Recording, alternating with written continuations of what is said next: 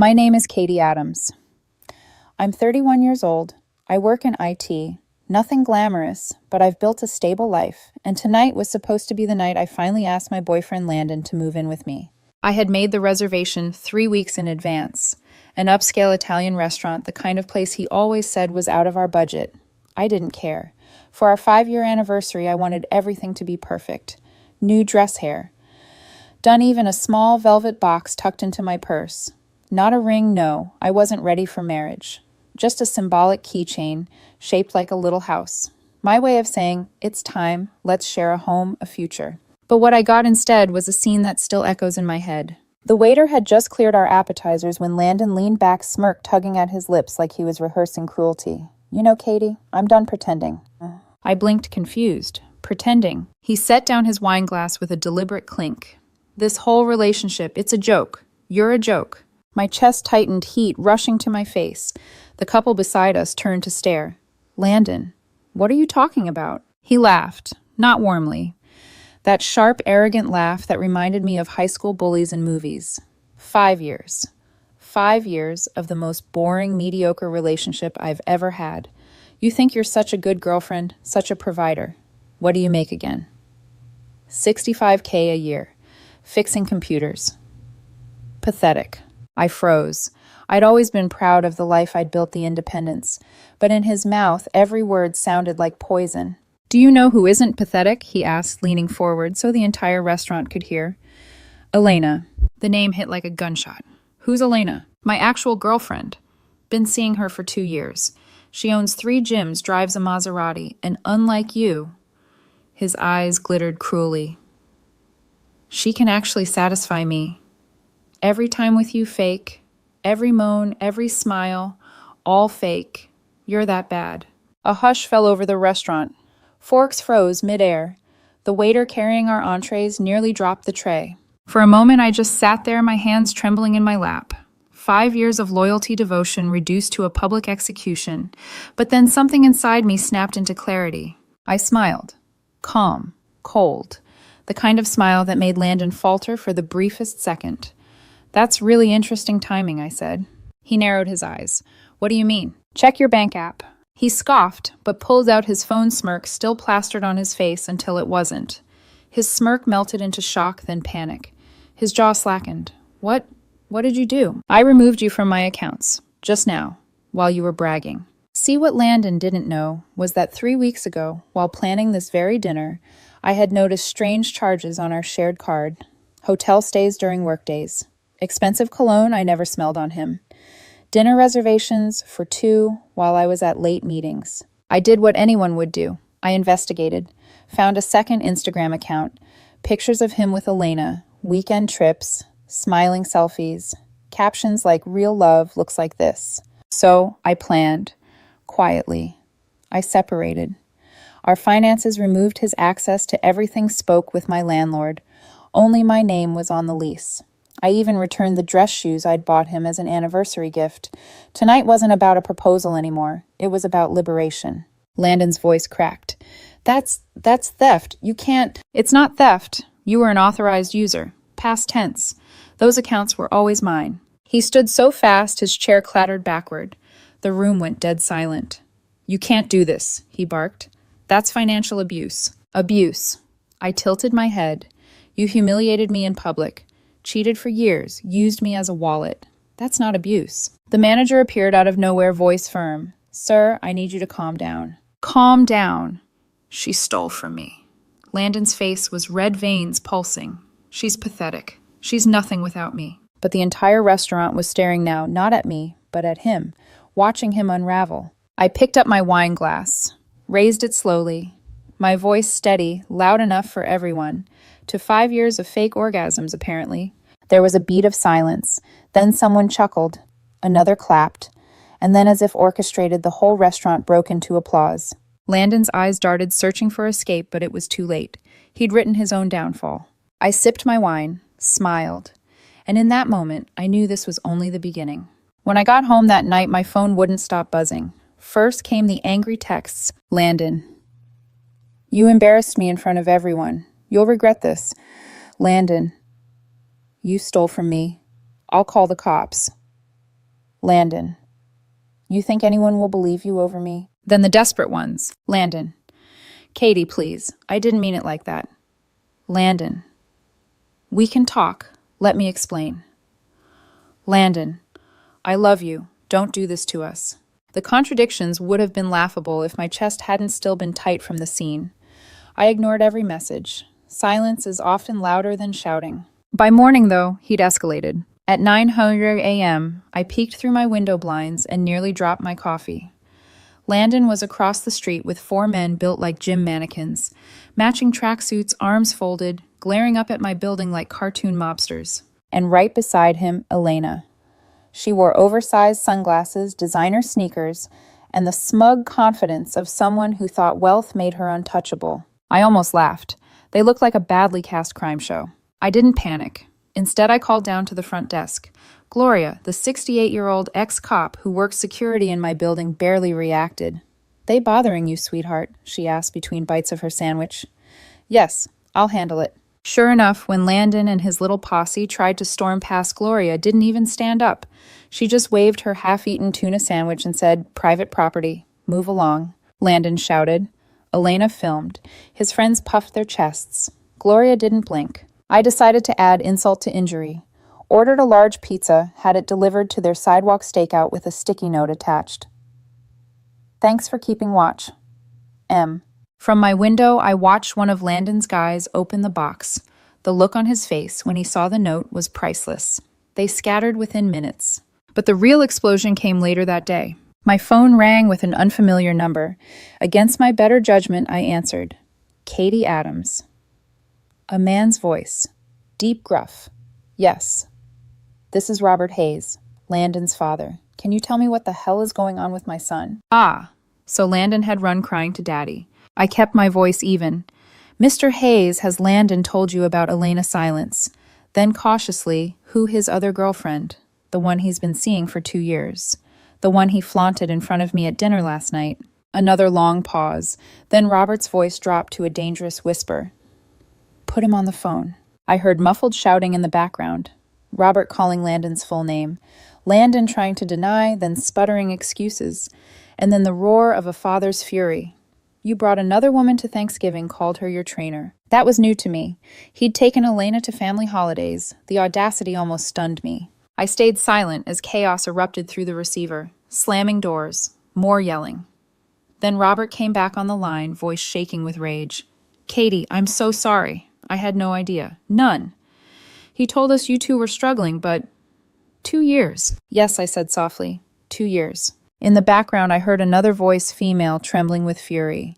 His mother. Landon Hayes, you liar. You let me set a place at my table for that woman. Something crashed, maybe a vase. Then sobbing, followed by Robert again. Katie, thank you for telling us. We'll handle him. When the call ended, I sat in stunned silence. For 5 years, I'd tried to fit into Landon's family to earn their approval, never realizing he was parading his mistress through their home while pretending she was a personal trainer. For the first time in months, maybe years, I felt something close to relief. His mask had finally slipped, not just in front of me, but in front of everyone who once believed him. But relief was short-lived, because Landon wasn't done, not even close. 2 nights later, the pounding at my door came just as I was settling into bed with a book police open up. My stomach dropped. For a split second, I wondered if Robert had decided to press me further. But when I cracked the door, 2 tired-looking officers stood there. Behind them, like a shadow clinging to the porch light, was Landon. Ma'am, the taller officer said, his voice flat, we've received a complaint that you are unlawfully holding Mr. Hayes' belongings. He claims you're refusing to return them. I glanced over their shoulders. Landon's face was twisted into a triumphant sneer, as if he'd already won. He even had the audacity to wink at me. I stepped aside. Everything he owns is right here. By the door sat 3 neatly stacked boxes. I had packed them earlier that afternoon, his clothes, his cologne, his dumb collection of protein powders, even the ugly vision board he kept taped above my desk, the one that said in big bubble letters, Future Mr. and Mrs. Elena Hayes. The officers blinked. You packed everything. Yes, and I documented all of it. Photos, timestamps, the works. I pulled up my phone and swiped through the evidence. Every item labeled, every photo, geotagged to my apartment. Landon lunged forward, pointing a finger. She stole my grandmother's necklace, solid gold. It was in my drawer. I laughed a sharp, humorless sound. Landon. I'm allergic to nickel. I can't wear jewelry without breaking out. Why would I touch your necklace? The officers exchanged a look. One of them raised an eyebrow. Do you want to check the boxes, sir? So we did. Together in the hallway, under the harsh fluorescent light, Landon rifled through every box, getting more frantic with each passing second. He found everything the necklace included neatly tucked in a small pouch on top. The officer cleared his throat. Sir, looks like it's all here. Landon's face went crimson. She planted it. She's trying to make me look crazy. The older cop sighed clearly at the end of his patience. Mr. Hayes, if you file another false report, you could be charged. Do you understand? Landon sputtered. But, do you understand? Finally, he nodded, jaw clenched so hard a vein popped at his temple. The officers turned to me.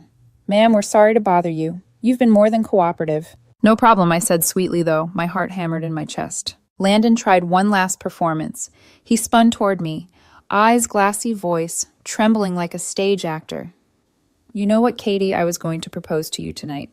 The older officer actually snorted. Sure you were, sir. They escorted him out, his boxes in hand, his pride shredded, and left in my hallway. When the door shut, silence filled my apartment, a silence so heavy it pressed against my ribs. I leaned back against the wall, exhaling shakily. This wasn't victory yet. This was survival.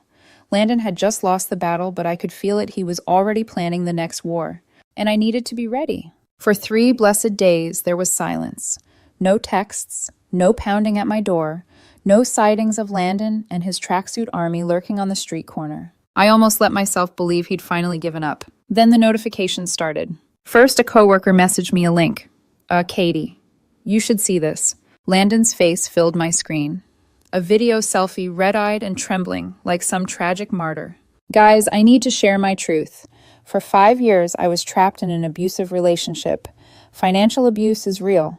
She isolated me, controlled me, made me feel worthless. And when I finally found the courage to leave, she stole everything. Thousands. I'm homeless, broke. She ruined me. I stared in disbelief. Not only was he rewriting history, he was weaponizing the language of victims, twisting it into a shield. And people were buying it. The video had thousands of views. Hashtags sprouted like weeds. #justice for Landon. #financial abuse survivor. He even posted a TikTok of himself sitting on a park bench in the rain. Melancholy music playing in the background with text overlay. Healing isn't linear. For a few hours, I felt the ground tilt beneath me. Would people actually believe him? Would my reputation, my job, my friends, all of it be tainted by his lies? Then my phone buzzed again.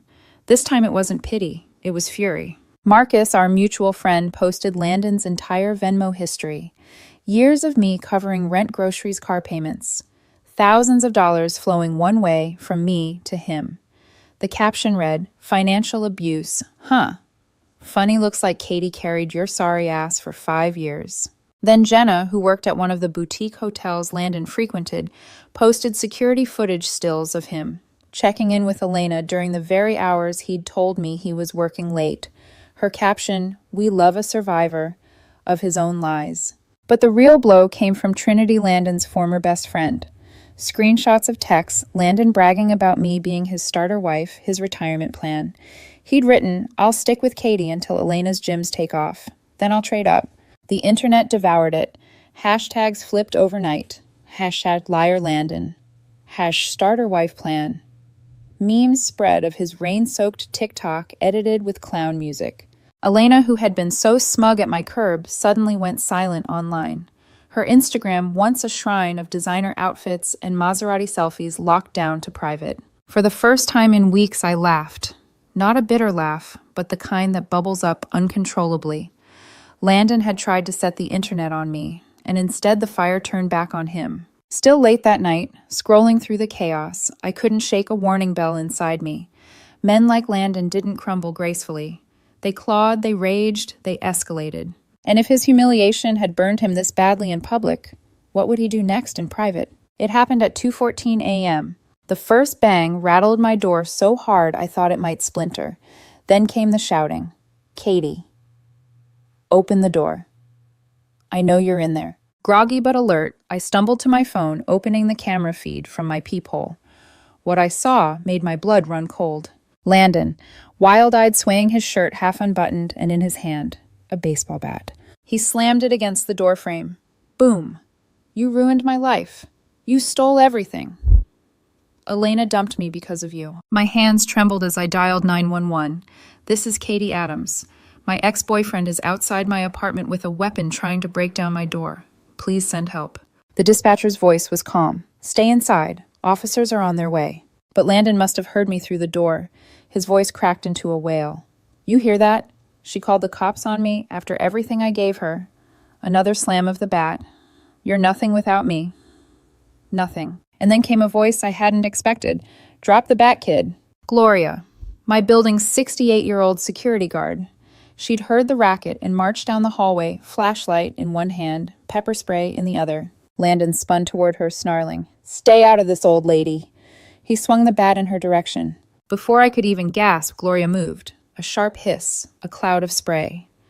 Landon staggered, dropping the bat, clawing at his eyes, shrieking in agony. My eyes. Oh God, my eyes. By the time the police arrived, they found him on the floor, rolling, screaming about betrayal, pepper spray, and bizarrely faked intimacy. Even the officers looked baffled. Sir, one of them said, hauling him upright, you're under arrest for assault, attempted breaking and entering, and disorderly conduct. I cracked open my door just enough to watch them drag him away in cuffs, his face blotchy and wet. Gloria, unbothered, leaned on her flashlight like it was just another Tuesday. You all right, sweetheart? She asked me.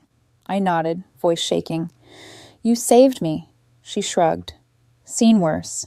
Men like him always think they're scary. Until they meet a woman who isn't impressed. The officers promised to file the full report, assuring me he'd spend the night in a cell. I thought maybe, just maybe, that was the end. But the next morning my phone buzzed with an unfamiliar number. Robert Hayes. His father. Katie, he said, voice weary. I just paid bail for my son. I had no idea how far he'd fallen. He showed me the arrest report, the Instagram screenshots, everything. Silence lingered, then his tone hardened. We'll pay you back. Every cent he took from you. I tried to protest, but he cut me off. No, it's the least we can do. You'll have it within the week. In the background, Landon's voice erupted raw, furious.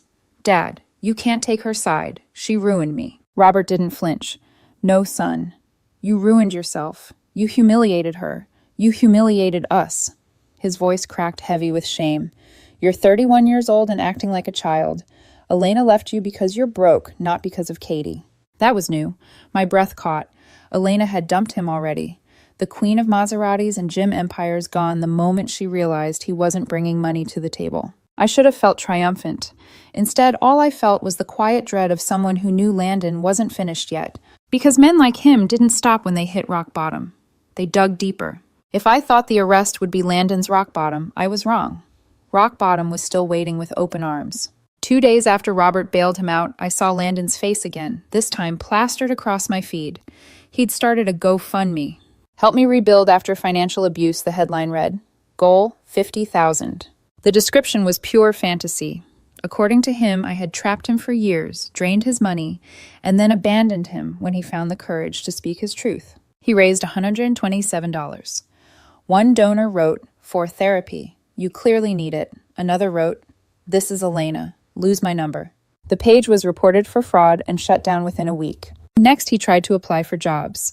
I know because he applied at my company and listed me as a reference. HR called me laughing so hard I thought they might choke. He literally wrote, hostile work environment created by ex-girlfriend. With your name. On the application. They printed it out and taped it in the break room under the title, The Landon Chronicles. But his most spectacular mistake came 3 nights later. My phone buzzed with a message from Robert Tern on the news. Local headline man arrested for arson attempt. Landon had tried to torch Elena's car, except it wasn't Elena's Maserati. It was some random guy's Honda Civic. The owner had a camera. The footage was surreal, Landon standing there with a bottle whispering, "This is what you get for leaving me Elena," before lobbing a Molotov cocktail at the wrong vehicle. When police arrived at his parents' house to arrest him, he tried to run slipped on the wet driveway and face-planted into a garden gnome. The gnome shattered. So did his nose. Diane, his mother, sent me the doorbell footage. I must have replayed it 20 times. The plea deal came fast: 2 years probation, 200 hours of community service mandatory therapy. He was banned from contacting me or Elena and from using social media for the duration. Robert and Diane, humiliated beyond repair, insisted on paying me back everything Landon had drained from me. $8 and $750. They even added interest. I donated half to a women's shelter. It felt right. Meanwhile, Elena ghosted him completely. Apparently, she'd only been with him because she thought he had access to money. The moment she realized he was broke and toxic, she erased him from her life. For me, life began to settle, quietly, slowly. I reconnected with Trinity, the friend who had posted those damning screenshots. Over coffee, she admitted, "I should have warned you sooner." He did the same thing in college. 2 girlfriends at once. Called it strategic dating. We laughed about it, but the truth stung.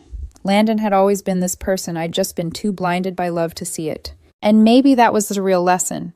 Not that betrayal comes from strangers, but that the people closest to you can carve the deepest wounds. I still keep his old vision board in my bathroom, the one that said future Mr. and Mrs. Elena Hayes.